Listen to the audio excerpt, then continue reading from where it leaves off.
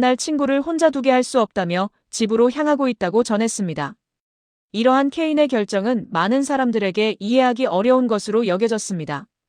케인은 언제나 프로페셔널한 선수로 평가받아왔으며 맨체스터 시티 이적 파동을 제외하면 훈련 불참이나 반항적인 행동을 한 적이 없었습니다. 그는 항상 클럽을 최우선으로 생각하며 헌신적인 모습을 보여왔습니다. 따라서 개인적인 헌정식 참석을 위해 무단으로 귀국하여 챔피언스리그 경기를 결장한다는 것은 전례 없는 일로 여겨졌습니다. 그러나 공항에서 빌트 빌지와 긴급 전화 인터뷰를 진행한 케인은 자신을 비난하려는 사람들을 침묵시키는 진심 어린 고백을 했습니다. 그는 사람들이 프로답지 못하다고 비난하거나 클럽에 대한 배신이라고 생각할 것을 예상했지만 바이에른 뮌헨은 뮌헨 감독이 내리는 모든 징계를 수용할 것이라고 밝혔습니다.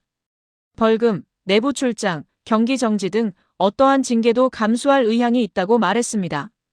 케인은 스포르팅 리스본전은 내년에 다시 치를 수 있고 챔피언스리그 조별 예선은 총 6경기가 남아있다는 점을 강조하며 자신의 결정을 이해해달라고 요청했습니다. 토트넘에서의 손흥민 선수의 고별식과 헌정식은 그의 축구 경력에 있어 일생에 한 번뿐인 특별한 자리입니다. 오늘 아침 저는 뱅상 콤파니 감독님과 토트넘 보드진에게 직접 전화하여 제가 이 자리에 참석해야 함을 전달했습니다. 이 행사는 단순한 축하 행사가 아닌 지난 10년간 제가 그에게 빚진 사과와 존경을 표하는 자리입니다. 오늘 밤 이 자리에 참석하지 못한다면 평생 후회할 것입니다. 프리킥에 대한 반성과 공격수로서의 이기심에 대한 성찰이 필요합니다. 해리 케인 선수는 왜 손흥민 선수에게 고비칙을 줬다고 느꼈을까요? 왜 그는 속죄를 언급했을까요? 케인 선수는 심층 인터뷰에서 과거에 대한 솔직한 진실을 털어놓았습니다. 최근 MLS에서 보여준 손흥민 선수의 뛰어난 활약은 이러한 진실을 명확하게 뒷받침합니다. 독일에서 손흥민 선수가 MLS와 한국 대표팀에서 연속으로 프리킥 원더골을 터뜨리는 모습을 지켜보면 저는 그의 놀라운 재능에 깊은 감명을 받았습니다. 케인 선수는 괴로워하며 고백했습니다. 숫자는 거짓말을 하지 않습니다. 그는 토트넘 시절 50번이 넘는 프리킥을 시도했지만 단 한 골만을 넣었다고 밝혔습니다. 그 골조차도 아스톤 빌라전에서의 굴절된 행운의 결과였습니다. 이는 매우 낮은 성공률입니다. 반면 손흥민 선수는 현재 세계에서 가장 높은 프리킥 득점 전환율을 기록하고 있습니다. 케인 선수는 자신의 회고록을 이어가며 골든 부츠 득점왕을 차지하기 위해 골수를 늘리고자 했던 공격수로서의 탐욕과 이기심이 모든 페널티 킥과 프리킥을 독차지하게 만들었다고 고백했습니다. 그는 손흥민 선수가 빛날 기회를 빼앗았다고 인정했습니다. 사실 세트피스 상황에서 손흥민 선수가 자신보다 훨씬 뛰어난 재능을 가졌음에도 불구하고 그는 손흥민 선수를 조연으로 도우미크로 전락시켰습니다. 당시 아무 불평 없이 공을 양보하던 손흥민 선수의 침묵은 지금 케인 선수에게 가장 큰 트라우마로 남아 있습니다. 그는 손흥민 선수의 가치를 너무 늦게 깨달았다고 후회합니다. 케인 선수는 속죄를 위해 런던으로 날아왔습니다. 그는 시상대에 오르기 위해 온 것이 아니었습니다. 그는 오늘 밤 자신의 역할은 완전히 다르다고 강조하며 스포트라이트를 나누어 가질 생각이 없다고 밝혔습니다. 오늘 토트넘은 하이로드 거리에 그려진 손흥민 선수의 초대형 벽화를 통해 그의 업적을 기렸습니다. 벽화를 공식 공개합니다. 소니의 유명한 찰칵찰칵 세리머니가 그려져 있습니다. 해리 케인이 공유했습니다. 저는 그 벽화를 직접 보는 첫 번째 사람이 되고 싶습니다. 저는 전설의 귀환처럼 그라운드에 내려가 손을 흔들기 위해 온 것이 아닙니다. 저는 관중석 티켓을 구매하여 후드를 뒤집어 쓰고 팬들 사이에 섞여 앉을 것입니다. 저는 6만 2천 명의 관중이 손흥민의 이름을 연호하는 것을 보고 싶습니다. 그가 마땅히 받아야 했지만 과거 저의 이기심 때문에 가려졌던 그 영광을 온전히 돌려받는 순간을 목격하고 싶습니다. 오늘 밤 저는 그저 손흥민의 팬일 뿐입니다. 그것이 제가 속죄할 유일한 방법입니다. 그는 진정한 전설입니다. 케인은 토트넘 설의 정의를 다시 내리며 손흥민을 자신보다 더 높은 위치에 올려놓는 것으로 인터뷰를 마쳤습니다.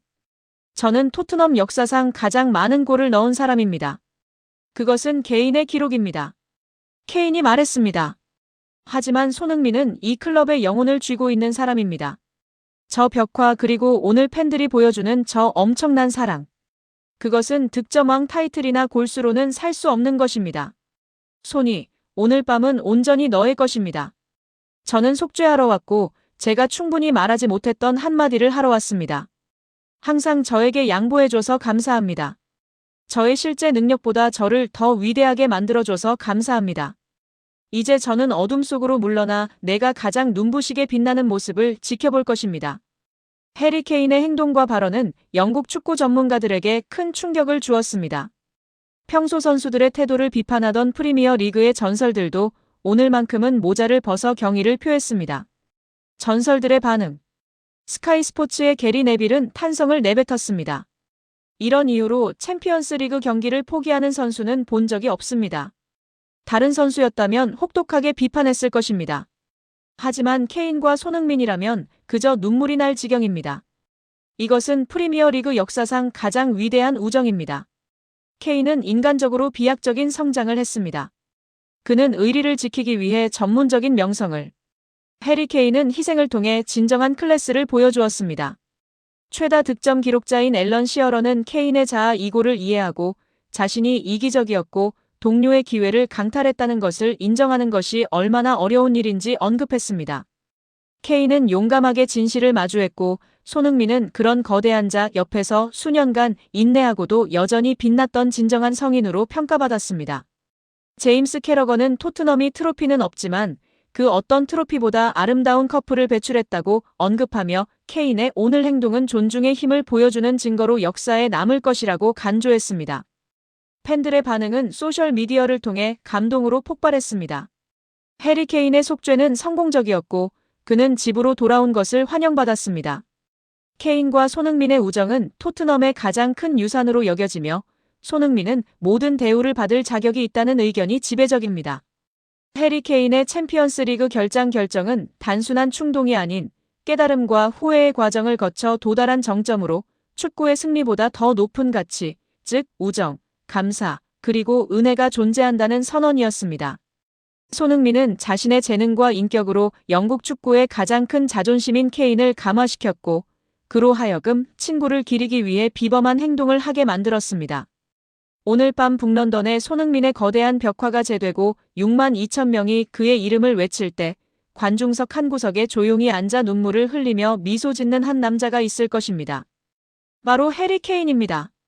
그의 존재는 이 헌정식을 완성하는 가장 완벽한 퍼즐 조각이자 가장 진실한 사과이며 손흥민이 얼마나 위대한지를 보여주는 영원한 증거입니다. 조용한 플래시 세례가 이어지는 가운데 메이저리그 사커 MLS 회장 돈 가버가 단상에 올랐습니다.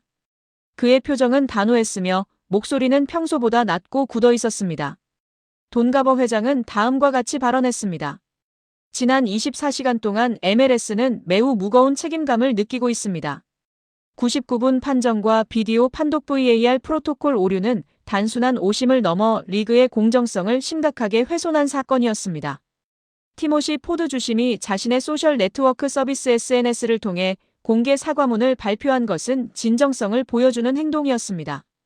그러나 사과가 책임을 대신할 수는 없습니다. 리그는 이번 사안을 매우 중대한 절차적 실패로 판단했습니다. 따라서 MLS는 다음과 같은 결정을 내렸습니다. 티모시 포드 주심을 즉시 경기 배정에서 배제하고 향후 3개월간 공식 경기 판정 업무를 정지합니다. 또한 VAR 프로토콜 전면 재교육 프로그램 이수 후 복귀 여부를 재심사할 예정입니다. 이번 경기 VAR 담당 심판진 또한 동일하게 배정 정지 조치를 적용합니다. 이는 MLS 역사상 가장 강력한 징계 중 하나입니다. 이어 기자가 질의했는데요. 회장님, 99분 장면은 손흥민 선수 소속팀이 받을 수 있었던 결정적 페널티킥이었습니다. 이 결정이 시즌 성적에 영향을 미친 사실을 인정하십니까? 가버 회장은 다음과 같이 답변했습니다. 네. 그 영향력을 인정합니다. LAFC는 기회를 잃었고 손흥민 선수는 부당한 판단으로 인해 피해를 입었습니다.